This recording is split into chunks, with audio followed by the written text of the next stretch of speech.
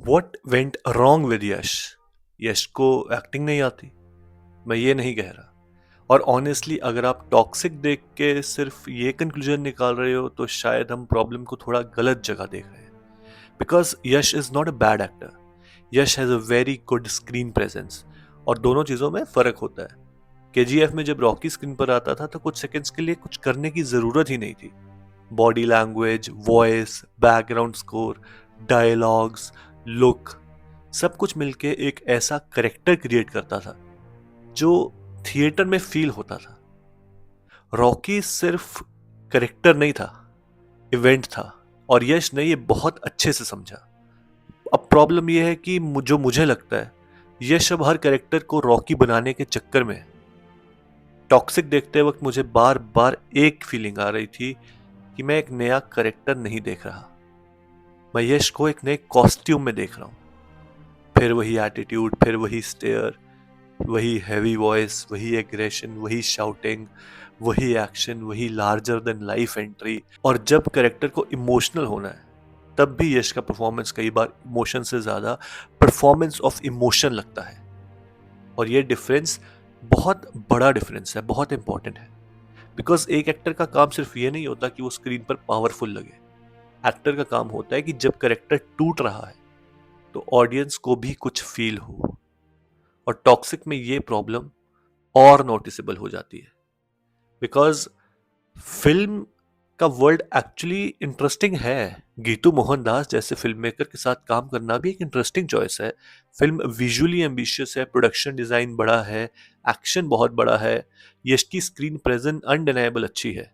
लेकिन जब फिल्म को एक स्पेक्टिकल से हटाकर करेक्टर के अंदर जाना होता है, वही मुझे लगता है फिल्म और यश दोनों स्ट्रगल करते हैं।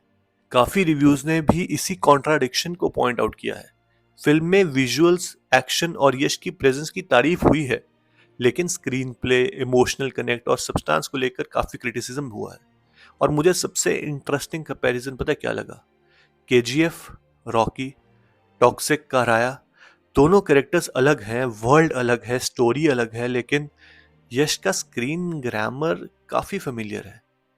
एक पावरफुल आदमी, उसकी एंट्री, उसका वही एटीट्यूड, वही सेम वायलेंस, उसकी माइथोलॉजी क्रिएट करना और फिर ऑडियंस का उसी को चीयर करना। केजीएफ में ये फॉर्मूला फ्रेश था। टॉक्सिक में मुझे वही फॉर्मूला रिपीट होता हुआ फील हुआ है। और जब एक एक्टर का पर्सोना कैरेक्टर से बड़ा हो जाए तब ये प्रॉब्लम होती है। आप कैरेक्टर नहीं देखते, आप स्टार देखते हैं। लेकिन यश को क्रेडिट देना भी जरूरी है। बिकॉज इंडिया में कितने एक्टर्स हैं जो जेन्युइनली ओपनिंग गारंटी बन चुके हैं। यश उनमें से एक है। टॉक्सिक के रिलीज से पहले ही एडवांस बुकिंग ने मैसिव इंटरेस्ट दिखाया था और फिल्म ने ओपनिंग डे पर 100 करोड़ से ज्यादा वर्ल्ड वाइड क्रॉस किया, depending on early trade reporting.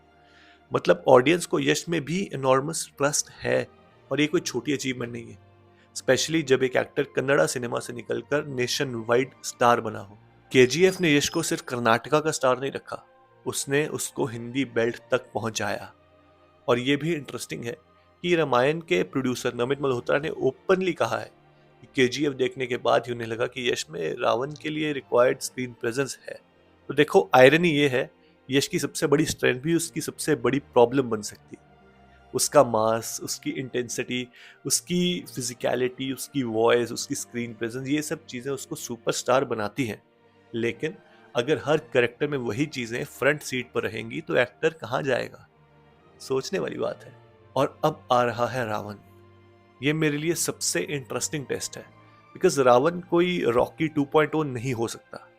Ravan सिर्फ पावरफुल नहीं था, he was intelligent, scholar, warrior, musician, king, proud human basically कह सकते हैं, इगोइस्टिक था और डिवोटेड, सेल्फ डिस्ट्रक्टिव भी हम कहेंगे रावण को of course.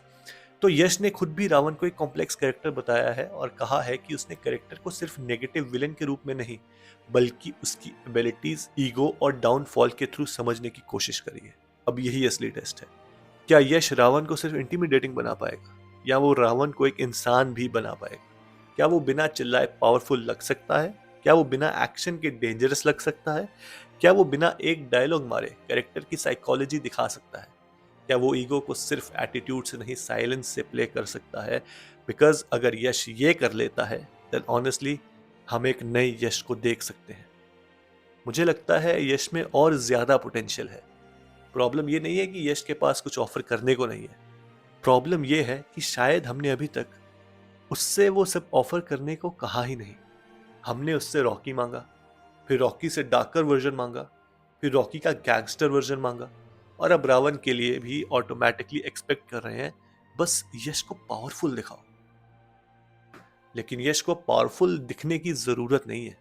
Yash already powerful है, वो हम सब जानते हैं। अब उसे एक्टर बनना है, और एक्टर बनने के लिए कभी कभी हीरो को कम करना पड़ता है, करेक्टर को बड़ा करना पड़ता है। So what went wrong with Yash? May be कुछ भी परमानेंटली रॉन्ग नहीं है।